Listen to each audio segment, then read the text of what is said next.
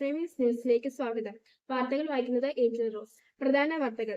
Saint France high school ചെറുകളവിൽ August 14-ാം തീയതി school leader election മത്സരം നടത്തപ്പെടുകയാണ്. 9 പേരാണ് മത്സരാർത്ഥികളായി നിൽക്കുന്നത്. ആര് വിജയിക്കുമെന്ന് നമുക്ക് ആകാംക്ഷയോടെ കാണാം. ഇപ്പോൾ സെന്റ് ഫ്രാൻസ് ഹൈസ്കൂളിൽ ഇലക്ഷൻ മത്സരം നടക്കുകയാണ്. നമ്മുടെ പ്രതിനിധി അഭിരാമി ഗോപാലകൃഷ്ണൻ അവിടെയുണ്ട്. നമുക്ക് അഭിരാമിയോട് അവിടുത്തെ വിവരങ്ങൾ വിശദമായി ചോദിച്ചറിയാം. ഏഞ്ചൽ റോസ്, ഞാനിപ്പോ കേൾക്കുന്നുണ്ട്. ഞാനിപ്പോ സെന്റ് ഫ്രാൻസ് ഹൈസ്കൂളിന്റെ മുന്നിൽ തന്നെയാണ്. എല്ലാ കുട്ടികളും ഇപ്പൊ ഹാജരായിട്ടുണ്ട്. ഞാൻ ബൂത്തിന്റെ മുന്നിൽ തന്നെയാണ് ഇപ്പൊ നിൽക്കുന്നത്. വോട്ട് ചെയ്യാൻ നിൽക്കുന്നവരെ എന്റെ പുറകിൽ തന്നെ കാണാം. എല്ലാരും വോട്ടൊക്കെ ചെയ്തോ? ഈ തെരഞ്ഞെടുപ്പ് പ്രക്രിയയിൽ പങ്കാളിയായപ്പോൾ എന്താണ് തോന്നിയത്? വളരെ അഭിമാനമുണ്ട്. പിന്നെ നമ്മളെ വോട്ടൊക്കെ കേട്ടിട്ടേ ഉള്ളൂ. നമുക്ക് ഇതുവരെ ചെയ്യാൻ പറ്റില്ല. 18 വയസ്സിന് ശേഷമാണ് സാധാരണ വോട്ട് ചെയ്യേണ്ടത്. പക്ഷെ സ്കൂളിൽ ഇങ്ങനെ ഒരു കാര്യം വന്നപ്പോൾ അതിൽ പങ്കെടുക്കാനും ഒക്കെ ഒരു ഭാഗ്യമുണ്ടായി. പിന്നെ വോട്ട് എന്ന് പറഞ്ഞാൽ നമ്മൾ സ്കൂളിലെ വോട്ടിനെ കുറിച്ച് സ്കൂളിൽ അറിയുകയും അതിനെക്കുറിച്ച് സ്കൂളിൽ കണ്ട് പഠിക്കുകയൊക്കെ ചെയ്തു. അപ്പൊ നമുക്ക് 18 വയസ്സ് കഴിഞ്ഞാലും ഒരു എക്സ്പീരിയൻസ് ഉണ്ടല്ലോ വോട്ട് ചെയ്യാൻ. അന്ന് പറഞ്ഞത് ഞങ്ങൾക്ക് ഒരു ഭാഗ്യമാണ്. പ്രത്യേകിച്ച് ഞാൻ ഫസ്റ്റ് ടൈമാണ് വോട്ട് ചെയ്യുന്നത്. അതുകൊണ്ടും ഒരു താങ്ക് യു. ഈ ഇലക്ഷന്റെ വരണാധികാരി സാറാണല്ലോ. അങ്ങനെയെങ്കിൽ ഈ ഇലക്ഷൻ നടത്താൻ വേണ്ടി സ്കൂളിൽ ചെയ്തിരുന്ന കാര്യങ്ങൾ എന്തൊക്കെയാണ്? സ്കൂളിൽ ആദ്യമായിട്ട് നമ്മുടെ ഇന്ത്യയിൽ ഇലക്ഷൻ നടക്കുമ്പോൾ ചെയ്യുന്ന പ്രൊസീജിയേഴ്സ്, അതായത് നാമനിർദ്ദേശ പത്രിക സ്വീകരിക്കുന്നു. നാമനിർദ്ദേശ പത്രികയിലെ കുട്ടികൾ അവരുടെ പേര് ആദ്യം തന്നെ എഴുതുന്നു. ആരാണോ സ്ഥാനാർത്ഥിയാവുന്ന ആളുടെ പേര്, അതിനുശേഷം പിന്തുണയ്ക്കുന്ന ആളുടെ പേര്, ഇങ്ങനെ പേരൊക്കെ എഴുതി അവസാനം എഴുതി കൊണ്ടുതരുന്നു. അതിനുശേഷം നാമനിർദ്ദേശ പത്രിക മേടിക്കാനായിട്ടൊരു ഡേറ്റ് ഉണ്ട്. ആ ഡേറ്റിന് ഉള്ളിൽ തരുന്നു, കുട്ടികൾ തരുന്നു. അതിനുശേഷം അത് വിശദ പരിശോധനയുണ്ട്. പരിശോധനയ്ക്ക് ശേഷം പത്രിക തള്ളാനുള്ള അവസരമുണ്ട്. പത്രിക ആരുടെയും തള്ളിയിട്ടില്ലായിരുന്നു. അതുപോലെ പിൻവലിക്കാൻ, നാമനിർദ്ദേശ പത്രിക പിൻവലിക്കാനുള്ള അവസരം ഉണ്ടായിരുന്നു. അതിനുശേഷം വോട്ടിംഗ് ഡേറ്റ് അനുസരിച്ച് ഇന്ന് വോട്ട് നടത്തിക്കൊണ്ടിരിക്കുന്നു. ഇന്ന് നമ്മുടെ സ്കൂളിലെ പാർലമെന്റ് ഇലക്ഷൻ നടക്കുകയാണ്. ഇങ്ങനെയുള്ള തിരഞ്ഞെടുപ്പ് നമ്മുടെ രാജ്യത്തെ സംബന്ധിച്ച് എന്ത് സന്ദേശമാണ് നൽകുന്നത്? നമ്മുടെ രാജ്യത്തെ സംബന്ധിച്ച് എന്ന് പറഞ്ഞാല് 18 വയസ്സ് കഴിഞ്ഞാണ് മുതിർന്ന ആൾക്കാർക്ക് വോട്ട് ചെയ്യാനുള്ള ഇത് കിട്ടുന്നത്. അതെ സംബന്ധിച്ചോളം കുഞ്ഞു പിള്ളേർക്ക് നമ്മൾ ഇത് തൊട്ട് ഒരു പ്രാക്ടീസ് ആവും. പിന്നെ നമ്മുടെ രാജ്യത്തിന് ഒരു ഗുണമേന്മയുള്ളതാവും.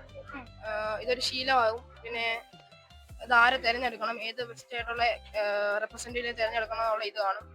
പിന്നെ അങ്ങനെ പിള്ളേർക്കൊരു ട്രെയിനിങ്ങും കാര്യങ്ങളും എല്ലാം ആവും. അത് ഈ ഇങ്ങനെയുള്ള സ്കൂളുകളിലുള്ള വോട്ട് നമ്മുടെ നല്ലൊരു കാരണമാണെന്നാണ് എനിക്ക് ഒരു അഭിപ്രായം. Thank you.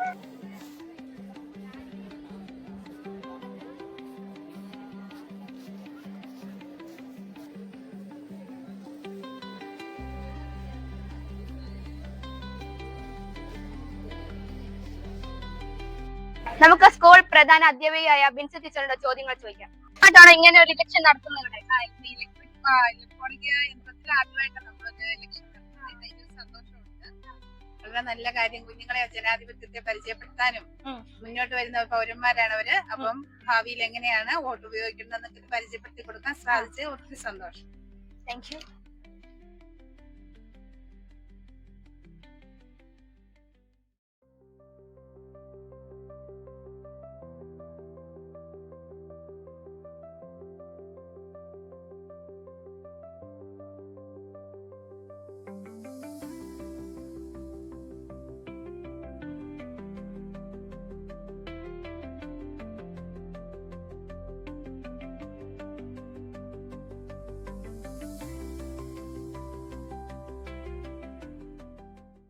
ഞാനിപ്പോ നിൽക്കുന്നത് സെന്റ് ഫ്രാൻസ് ഹൈസ്കൂളിന്റെ ഇലക്ഷൻ എന്ന കാൻഡിഡേറ്റ്സിന്റെ കൂടെയാണ്. നമുക്ക് അവരെ പരിചയപ്പെടാം. ഈ ഇലക്ഷൻ എടുക്കാനുള്ള കാരണം എന്നാണ്? 3 വർഷമായിട്ട് കണ്ടോണ്ടിരുന്നപ്പോ ഒരു താല്പര്യം തോന്നി. പിന്നെ എല്ലാരും പറഞ്ഞോണ്ട്. എന്താണ് പേര്? ഐശ്വര്യ VS. പേരൻസിന്റെ സപ്പോർട്ട് ഒക്കെ ഉണ്ടായിരുന്നു? തീർച്ചയായും ഈ ഇലക്ഷൻ നിൽക്കാൻ തന്നെയാണ് പിന്തുണ ഉണ്ടായിരുന്നു. ഈ സ്കൂളിന് നല്ല നിലയുള്ള ഉയർച്ചയ്ക്ക് വേണ്ടി പ്രയത്നിക്കണം എന്നൊക്കെ പറഞ്ഞു. എന്താണ് പേര്? അഭിരാമി. ഈ ഇലക്ഷന് തിരഞ്ഞെടുക്കപ്പെട്ടാൽ എന്തൊക്കെ ചെയ്യും സ്കൂളിന് വേണ്ടി? സ്കൂളിലെ എല്ലാ കായിക പ്രവർത്തിക്കും, കുട്ടികളെ സപ്പോർട്ട് ചെയ്യും. അതേപോലെ തന്നെ കുട്ടികളുടെ ഓരോ ആഗ്രഹങ്ങൾ സ്കൂൾ അധികൃതരോട് ചേർന്ന് നിന്ന് നടത്തി കൊടുക്കുന്നതായിരിക്കും. കുട്ടികളുടെ ഭാഗത്തുനിന്ന് എന്തെങ്കിലും തെറ്റുണ്ടായാൽ അത് മേലധികാരിയെ അറിയിക്കുന്നതായിരിക്കും. എന്താണ് പേര്? ആലിയ ഫാത്തിമ. ഈ ഇലക്ഷന് തോറ്റു പോയാൽ അത് എങ്ങനെ ക്യാരി ചെയ്യും? കുഴപ്പമൊന്നും ഉണ്ടാകത്തില്ല. ഇതൊരു ഇതായിട്ടങ്ങ് എടുക്കണമല്ലോ. കിട്ടിയാൽ കിട്ടും, ഇല്ലെങ്കിൽ കുഴപ്പമില്ല. എന്തായിരുന്നു? Maria Johnson. ഏതൊക്കെ ക്ലാസ്സിൽ പോയി പ്രചരണം നടത്തി? ഞങ്ങള് ഒരു ഗ്രൂപ്പ് ഫ്രണ്ട്സ് ഉണ്ടായിരുന്നു. ഞങ്ങള് എല്ലാ ക്ലാസ്സുകളിലും തന്നെ പോയി കുട്ടികളോട് പറഞ്ഞു വോട്ട് ചെയ്യണം. അവര് വോട്ട് ചെയ്യുമെന്നും പ്രതീക്ഷിച്ചു. കുറെ പേരൊക്കെ വോട്ട് ചെയ്യുമെന്ന് വിചാരിക്കുന്നു. എന്താണ് പേര്? അലേഖ ജയ്മാൻ.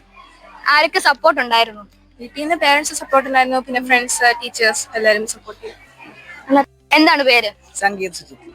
ഇത് ഈ സ്കൂളിൽ ഗേൾസിനെക്കാട്ടിയും കൂടുതൽ ബോയ്സ് ആണ്. ആരുടെ ഒക്കെ സപ്പോർട്ടാണ് കിട്ടുന്നത്? ക്ലാസ്സിലെ ബോയ്സിന് സപ്പോർട്ട് ഉണ്ട്. പിന്നെ 9ലെ 8ലെയും കുറച്ച് ബോയ്സിന് സപ്പോർട്ട് ഒക്കെ ഉണ്ട്. ക്ലാസ്സിൽ ഓട്ടോ ചോദിച്ചിരുന്നു, അവർ തരുന്നൊക്കെ പറഞ്ഞ് താങ്ക് യു. ക്ലാസ് ടീച്ചറിന്റെ കൂട്ടുകാരുടെ ഒക്കെ സപ്പോർട്ട് ഉണ്ടായിരുന്നു? ഉണ്ടായിരുന്നു. അവരെല്ലാം നല്ല സപ്പോർട്ടായിരുന്നു. കൂട്ടുകാരാണെങ്കിലും ക്ലാസ് ടീച്ചേഴ്സ് ആണെങ്കിലും നല്ല സപ്പോർട്ട് ആയിരുന്നു. എന്താണ് പേര്? എന്താണ് പേര്? ഈ ഇലക്ഷന്റെ എക്സ്പീരിയൻസ് ഒന്ന് ഷെയർ ചെയ്യാവോ? നല്ലതായിരുന്നു. ഇതിനു മുമ്പ് അങ്ങനെ നടന്നിട്ടില്ല, ആദ്യമായിട്ട് അങ്ങനെ നല്ല എക്സ്പീരിയൻസ്. Thank you.